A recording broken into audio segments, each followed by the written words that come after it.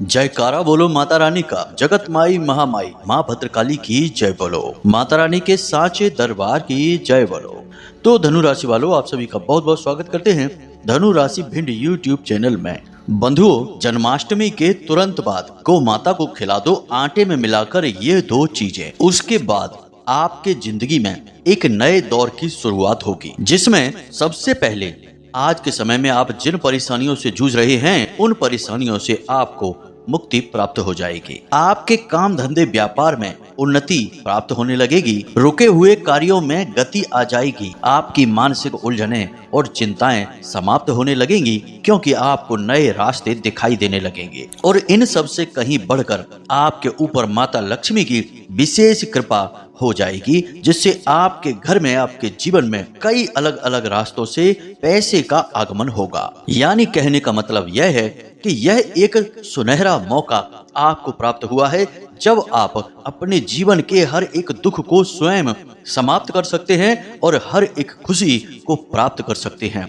इस सुनहरे अवसर को अपने हाथ से जाने मत देना मित्रों, क्योंकि शुभ मुहूर्त और सुनहरे अवसर जीवन में बहुत मुश्किल से ही प्राप्त होते हैं, और भगवान के द्वारा ऐसे अवसर बनाए ही इसलिए जाते हैं ताकि जातक के जीवन से कष्ट और समस्याएं समाप्त हो सकें। और भगवान जब किसी इंसान के जीवन से कष्ट समाप्त करना चाहते हैं तो वे उस इंसान के जीवन में शुभ घड़ियों का, शुभ मुहूर्त और समय काल का निर्माण करते हैं, जिनका उपयोग करने के बाद जातक जीवन में आगे बढ़ जाता है, कामयाब हो जाता है और सबका प्रिय, सबका चहेता बन जाता है। अब यहाँ पर आवश्यकता है आपको इन संकेतों को पहचानने की, जिसके लिए हम आपको प्रतिदिन एक ना एक नया ज्ञानवर्धक कार्यक्रम लेकर आते हैं, ताकि आप भगवान के द्वारा दिए जा रहे संकेतों को हर वक्त समझें और जानें और उन्हीं के अनुसार अपने जीवन में बदलाव करते रहें। बंधुओं, जन्माष्टमी का जो विशेष पर्व है, यह भगवान श्री कृष्ण की इस धरा भूमि पर अवतरित होने का समय है। और भगवान श्री कृष्ण को गाय माता बहुत अधिक प्रिय थी, इसीलिए उन्हें गोपाल भी कहा जाता है। और गाय हमारे हिंदू धर्म में बहुत अधिक महत्व रखती है। यह कोई साधारण जानवर या जीव नहीं है। गाय के अंदर संपूर्ण 33 करोड़ देवी देवताओं का वास माना जाता है। साथ ही साथ बुध, शुक्र, बृहस्पति और मंगल जैसे सभी ग्रहों का वास भी गौ माता के शरीर में माना जाता है, अलग अलग हिस्सों में। इसीलिए हमारे हिंदू धर्म में गाय को गाय माता कहा जाता है। शास्त्रों की माने तो गाय यानी कि हमारी जो धरती माता है, वे भी जब त्रस्त होती हैं और जब किसी जीव का रूप धारण करती हैं तो वह रूप गाय माता का ही होता है। यानी कि धरती माँ भी गाय का रूप ही धारण करके देवताओं के लोक में जाकर उनसे मदद मांगती हैं। तो अब आप यहीं से अंदाजा लगा सकते हैं कि गाय का कितना अधिक महत्व है। तो अब आपको भी गौ माता की इन शक्तियों का पूरा प्रयोग करना है और जन्माष्टमी के तुरंत बाद बनने वाले इस विशेष मुहूर्त का इतना बेहतर लाभ लेना है कि जीवन के सारे कष्ट एक बार में ही समाप्त हो जाएं। तो अब आपके मन में यह प्रश्न उठ रहा होगा कि आखिर कौन सी हैं वे दो चीजें और कौन सा है वह समय जब गाय को इन चीजों को खिलाना है, इनके नियम, इनकी विधि क्या है। सारी बातें आपको हम आगे वीडियो में बताने जा रहे हैं। कार्यक्रम बेहद ही खास है, क्योंकि यह आपके जीवन के बारे में है। यहाँ हम आपके जीवन की समस्याओं के बारे में बात कर रहे हैं, उनके समाधान के बारे में बात कर रहे हैं, और सबसे बड़ी बात कि देवी देवताओं की कृपा आप तक कैसे पहुँचे, इस विषय को भी आपको समझाने की कोशिश कर रहे हैं। तो अब जब हम आपके लिए इतना दिल से प्रयास कर रहे हैं, तो आपका भी यह कर्तव्य है, आपका भी यह धर्म है कि आप भी इस कार्यक्रम को जरूर देखें, अंत तक देखें और इस कार्यक्रम में बताई गई बातों को समझते हुए अपने जीवन में उतारें। तभी तो आपके जीवन से कष्ट कटेंगे। बंधुओं, प्रयास करने वालों को ही कामयाबियां प्राप्त होती हैं और ऐसे लोग भगवान को बहुत प्रिय होते हैं जो लगातार प्रयास करते रहते हैं। याद रखना बंधुओं कि यह जीवन तो एक यात्रा है और यात्रा का मतलब होता है हर वक्त चलते रहना। जो व्यक्ति प्रयास कर रहे हैं वही तो जीवंत है और वही तो चल रहे हैं। तो उम्मीद करते हैं बंधुओं कि आप हमारी भावनाओं को समझ रहे हैं और इस कार्यक्रम को अंत तक अवश्य देखेंगे ताकि आपके जीवन में बदलाव आए, आपको खुशियां प्राप्त हो। तो चलिए बंधुओं, आज के इस विशेष कार्यक्रम की शुरुआत करते हैं, लेकिन इससे पहले माता रानी को आभार अवश्य व्यक्त करेंगे। तो कमेंट बॉक्स में लिखिए, जय मां भद्रकाली कृपा करो। माता रानी आपके ऊपर पूरी कृपा और आशीर्वाद बनाएगी। इसी के साथ साथ यदि आप इस चैनल कार्यक्रम पर पहली बार आए हैं तो बगल में जो सब्सक्राइब का बटन है उसे भी अवश्य दबा ही दें। ऐसा करके आप न केवल हमारे बल्कि माता रानी के इस दिव्य परिवार के सदस्य बन जाएंगे। और जब आप माता रानी के परिवार के ही सदस्य बन गए तो फिर आपके जीवन का हर एक कष्ट तो माता रानी स्वयं देख ही लेगी। जी हाँ बंधु, दैवीय कृपा पाने के ये सुनहरे अवसर होते हैं, इन्हें कभी चूकना नहीं चाहिए। तो चलिए जल्दी से चैनल को सब्सक्राइब करिए, फिर आगे बढ़ते हैं। तो बंधुओं, अब ध्यान से सुनिए। जिस प्रकार हमारे यहाँ तुलसी के पौधे को पौधा नहीं बोला जाता, तुलसी मैया कहा जाता है, ठीक इसी प्रकार गाय माता को गाय नहीं कहा जाता, गाय माता कहा जाता है। यानी कि हमने इन जीवों को सम्मान इसीलिए तो दिया है क्योंकि हमने इनके गुणों को पहचाना है, इनकी शक्ति को जाना है। अब आज के इस भागदौड़ भरे जीवन में हम भले ही इन चीजों की शक्तियों को महसूस ना कर सके क्योंकि हम इतने खो गए हैं इस संसार की चकाचौंध में कि हमें अब देवी देवताओं का या फिर अपने धर्म का और अपनी प्राचीन सभ्यताओं का तो ज्ञान ही नहीं रहा है। यह आधुनिकता की पागल दौड़ है और इस दौड़ में सभी शामिल हैं, भागे जा रहे हैं, लेकिन मिलता कुछ भी नहीं है। अंत में जाकर बस व्याकुलता, तड़प, परेशानी और धोखे ही मिलते हैं। कारण इसका बस यही है कि हम जमीन से ऊपर उठ चुके हैं, हवा में हैं और हवा में ही हाथ पैर मार रहे हैं। हमारी जमीन तो हमारा धर्म है, हमारा आध्यात्म है, हमारे देवी देवता और उनकी शरण है। जी हाँ बंधुओं, अब प्राचीन काल में जिस प्रकार हमारे घरों में तुलसी माता हमेशा वास करती थी, हर घर में, हर हिंदू के यहाँ, ठीक उसी प्रकार हर एक हिंदू के यहाँ गौ माता भी अवश्य होती थी। जी हाँ बंधुओं, और एक बात हम आपको बता दें, इसे आप प्रयोग करके देखना।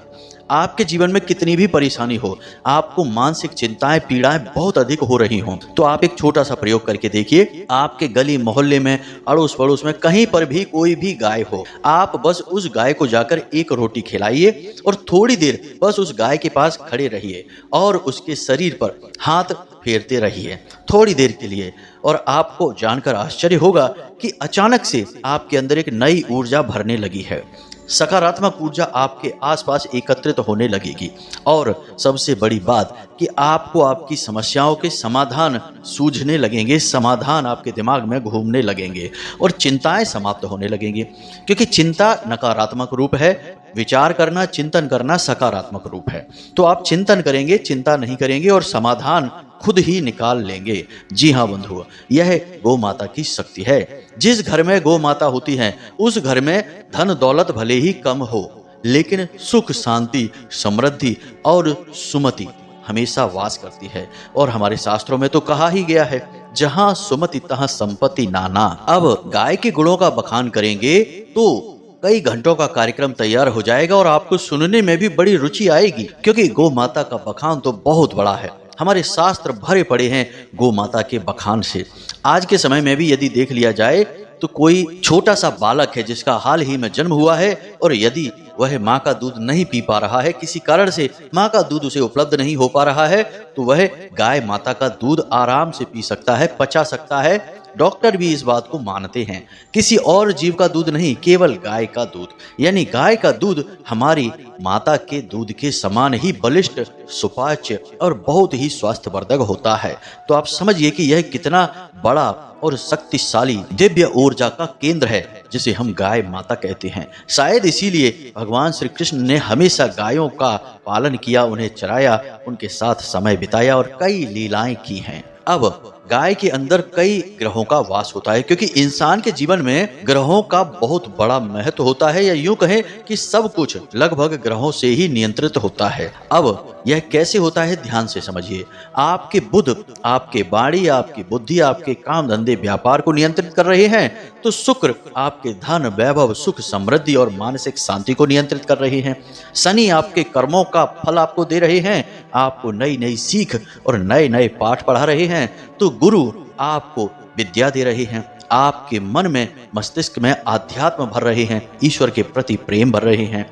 घर में भी आपके दिव्य माहौल बना रहे हैं, पवित्रता लेकर आ रहे हैं। मंगल आपके आत्मबल को बढ़ा रहे हैं, बुराइयों से लड़ने की क्षमता दे रहे हैं, भले बुरे का ज्ञान करा रहे हैं। सूर्य आपके शरीर में, आपके मन में तेज बना रहे हैं, आपको आगे बढ़ने की प्रेरणा दे रहे हैं और सर्वोच्च पद तक ले जाने की कोशिश कर रहे हैं। चंद्रमा आपकी भावनाओं को नियंत्रित कर रहे हैं, आपको अच्छा महसूस करा रहे हैं। तो ये जो ग्रह हैं, इन ग्रहों का एक इंसान के जीवन पर पूरा का पूरा कब्जा होता है और कोई भी ग्रह यदि इधर उधर होता है तो इंसान के जीवन में अस्त व्यस्तता आनी शुरू हो जाती है।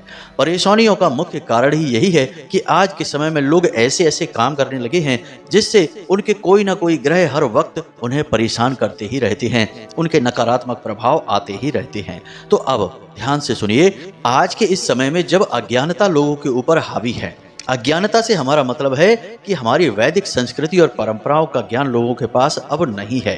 अब लोग नई तरह का ज्ञान प्राप्त करने लगे हैं जिसे तो हम अध कचरा ज्ञान कहते हैं। तो अब जब लोगों के पास अध कचरा ज्ञान पहुंच रहा है जो कि उन्हें भ्रष्ट कर रहा है, सात्विक मार्ग से भटका रहा है, तो ऐसे में आपको हमेशा कुछ न कुछ ऐसा करते रहना चाहिए जिससे कि आपके आसपास जो नकारात्मकताएं आ रही हैं उनसे आप लड़ सकें।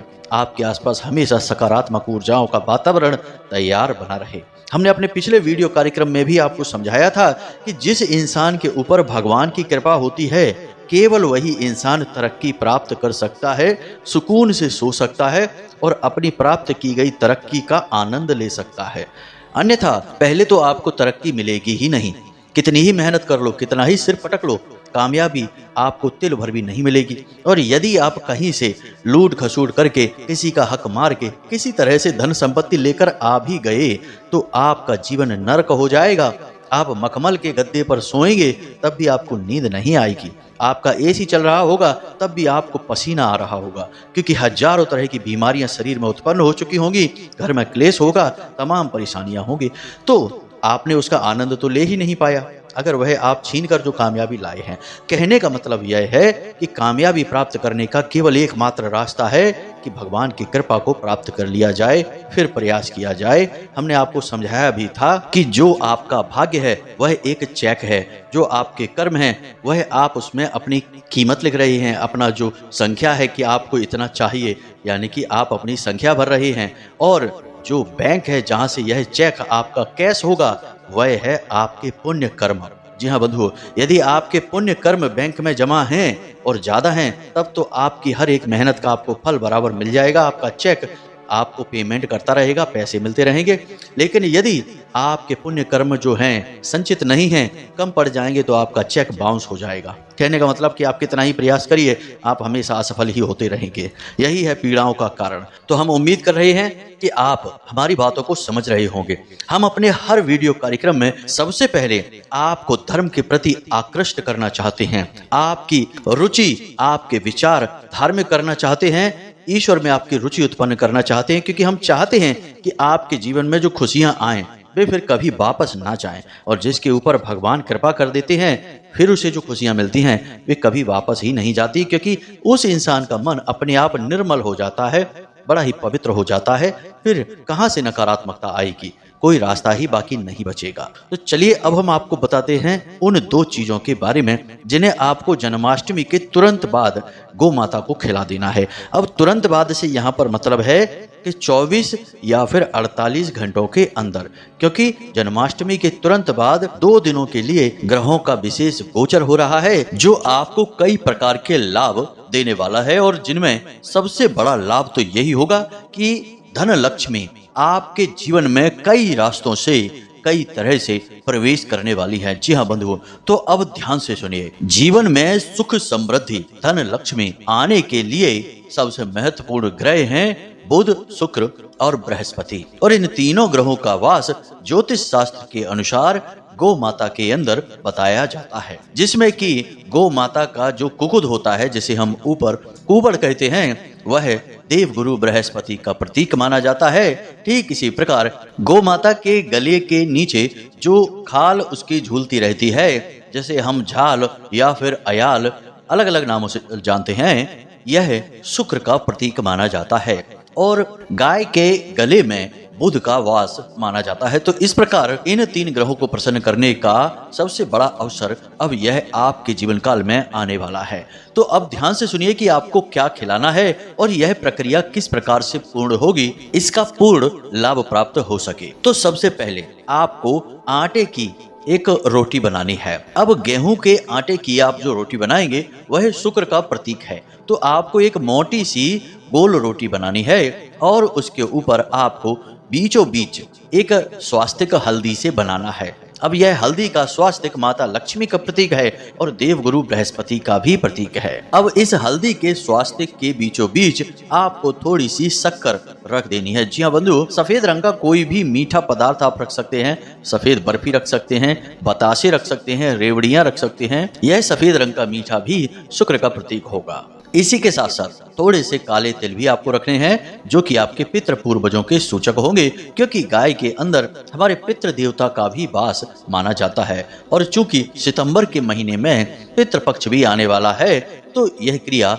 आपको पितृ देवताओं का भी आशीर्वाद अवश्य ही दिलवाएगी। तो आपको थोड़े से काले तिल भी पितृ देवताओं के नाम से रखने हैं। अब आपको इस रोटी को फोल्ड कर देना है और इसे वापस से एक लोई का रूप दे देना है और इस सामग्री को उसके ठीक बीचों बीच दबा देना है। इस प्रकार यह एक आटे का पेड़ा या लोई बन चुकी है, जिसे आपको गाय को खिलाना है।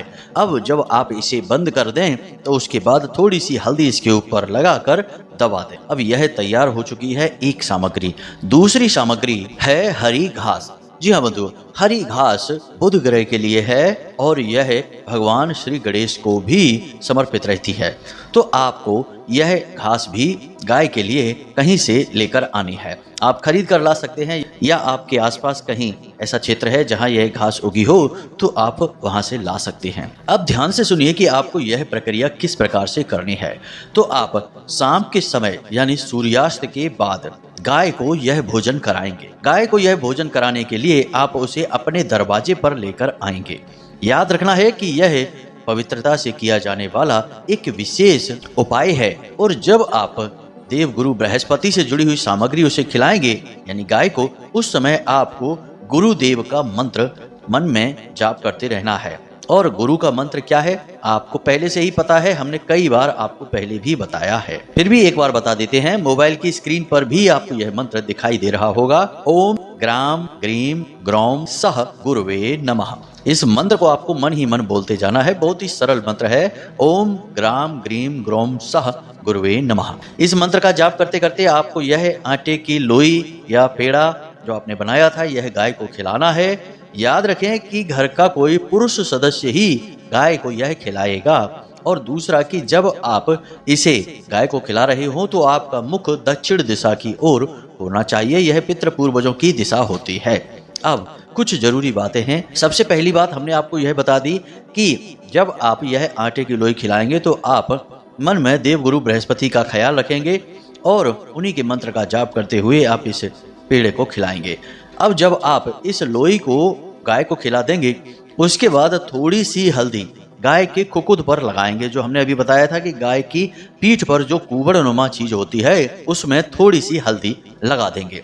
अब आपका यह आधा उपाय पूर्ण हो चुका है, यह क्रिया आधी हुई है। अब आगे का उपाय आप ध्यान से सुनिए, यानी अभी यह पूर्ण उपाय नहीं हुआ है तो ठंडे दिमाग से पूरी बात को समझना है। अब आपको हरी घास गाय को अपने हाथों से खिलानी है और जब आप गाय को हरी घास खिला रहे हों उस समय आपको बुध के मंत्र का जाप करना है, यानी कि मन ही मन मंत्र का उच्चारण करेंगे। अब बुध का मंत्र कौन सा है इसे भी ध्यान से आप सुन लीजिए, ओम ब्राम ब्रीम ब्रोम सह बुधाय नमः। मंत्र एक बार फिर से ध्यान से सुनिए, ओम ब्राम ब्रीम ब्रोम सह बुधाय नमः। इस मंत्र का मन ही मन उच्चारण करते हुए आप गाय को हरी हरी घास खिलाएंगे और जब आप गाय को हरी हरी घास खिला रहे हो तो उसके गले पर आपको हाथ फेरते जाना है। जी हाँ बंधुओं, धीरे धीरे से आप हाथ भी फेरेंगे। अब जब गाय घास पूरी खा लेगी तो आपका यह उपाय पूर्ण होगा। अब आप थोड़ा सा पानी भी वहाँ जरूर रखें किसी बाल्टी वगैरह में भरकर और गाय को पानी पिला दें। पानी चंद्रमा का सूचक है, धन का सूचक है, माता लक्ष्मी का सूचक है। तो जब आप गाय को पानी पिला देंगे तो आपका यह उपाय पूर्ण हो जाएगा। जी हाँ बंधुओं, पूरे भाव के साथ इस उपाय को आप करिए। इस उपाय को करने से आपको स्वयं माता लक्ष्मी आशीर्वाद देंगी। नारायण श्री हरि विष्णु आपसे प्रसन्न हो जाएंगे और जन्माष्टमी के बाद इस उपाय को करने वाले को निश्चित तौर पर हर तरफ से सुख प्राप्त होता है, ईश्वर की कृपा प्राप्त होती है। अब कुछ जरूरी सावधानियां हैं, इन्हें आपको ध्यान से सुन लेना है। अब आप जब इस उपाय को करेंगे तो आपको अपने मन में यह संकल्प लेना है कि गाय को आप इसके बाद कभी भी हानि नहीं पहुंचाएंगे। जैसे कुछ लोगों की आदत होती है, गाय अगर दरवाजे पे आएगी तो वे उसे डंडा लेकर मारने लगते हैं, भगाने लगते हैं। ऐसा नहीं करना है। बड़े भाग्यवान लोग होते हैं वो जिनके दरवाजे पर गौ माता जाती हैं। तो अगर आपके दरवाजे पर आती हैं तो आप उन्हें एक रोटी खिला दीजिए, वे अपने आप चली जाएंगी। दूसरा कि इस उपाय को करते समय गाय का मुख आपको नहीं छूना है। अब कुछ लोगों की आदत होती है कि गाय के पैर छूने का जब नंबर आता है तो पैर छूने के बजाय मुख ही छूने लगते हैं। अब वैसे तो गाय को माता का दर्जा प्राप्त है और बेहद ही पवित्र है, लेकिन इसी गाय को शिव पुराण की एक कथा के अनुसार सीता माता ने श्राप भी दिया था। और श्राप यह है कि जो भी इंसान गाय के मुख को छू लेगा उस इंसान के जीवन में कष्ट और परेशानियां आना शुरू हो जाएंगी। जी हाँ मित्रों, तो आपको गाय का मुख नहीं छूना है, पैर छूने हैं, बस इसे आपको ध्यान रखना है। अब जिन लोगों ने पहली बार गाय के इस श्राप के बारे में सुना होगा तो वो सोचेंगे कि ऐसा कैसे हो सकता है, गाय तो इतना पवित्र है। तो भगवान ने जब यह सृष्टि बनाई तो यहाँ कुछ भी पूर्ण नहीं किया। हर एक चीज, चाहे वह कितनी ही उत्तम क्यों ना हो, सुंदर क्यों ना हो, थोड़ी सी उसमें कज भगवान ने दे ही दी। जैसे चंद्रमा कितना सुंदर होता है पर उसमें भी दाग दे ही दिया। सूर्य कितना तेजवान होता है, उसे भी ग्रहण लग ही जाता है। तो ठीक इसी प्रकार गाय बेशक माँ है, लेकिन उन्हें भी एक श्राप प्राप्त हो ही गया था। तो इसका आपको विशेष ध्यान रखना है। साथ ही साथ आपको यदि हो सके तो कामधेनु गाय की कोई तस्वीर या मूर्ति अपने घर के नैऋत्य कोण में भी लाकर रख लेनी चाहिए इसी दिन। यदि आपने पहले से लाकर रखी है तो अति उत्तम है, अगर नहीं रखी है तो ले आइए। जब आप इस उपाय को करें उस दिन लेकर आ जाएं और उसे अपने घर के नैऋत्य कोण में रख दें। जमीन पर ना रखें, किसी अलमारी में रखें, और जब आप अलमारी में उसे रखें तो नीचे कोई लकड़ी का एक तख्ता, एक फट्टा या कोई एक ऐसी चीज जैसे हम चौकी कहते हैं उसे आप रखें, उसके ऊपर इस कामधेनु गाय को स्थापित करें। जी हाँ बंधु, इसका पूजन करने की कोई आवश्यकता नहीं है, बस इसको स्थापित करें और इसे साफ सुथरा रखें, सफाई करते रहें, इस बात का ध्यान रखें। बस इतने से कार्य आपको करने हैं और फिर देखिए कि कैसे आपके जीवन में धन संपत्ति आकर्षित होती है, आपको हर तरफ से केवल खुशियां ही खुशियां प्राप्त होती हैं। तो बंधुओं, यह तो था आज का विशेष उपाय। अब वैसे तो सारी बातें हमने आपको काफी विस्तार के साथ समझा ही दी हैं, फिर भी यदि कोई प्रश्न आपके मन में उठता है तो आप कमेंट करके पूछ लें या फिर डिस्क्रिप्शन में दिए गए व्हाट्सएप नंबर पर मैसेज करके भी पूछ सकते हैं। समय मिलने पर हम आपके प्रश्न देखेंगे और उनके जवाब हम आपको अवश्य ही देंगे। तो चलिए आज के इस वीडियो को विराम देते हैं। हमेशा हंसते रहिए, मुस्कुराते रहिए, सकारात्मक रहिए। दिन में एक बार मंदिर अवश्य जाइए, क्योंकि आपका उद्धार वहीं से होना है। तो प्रेम से बोलिए जय माई की जय, मां भद्रकाली। माता रानी आपका कल्याण करेगी। धन्यवाद।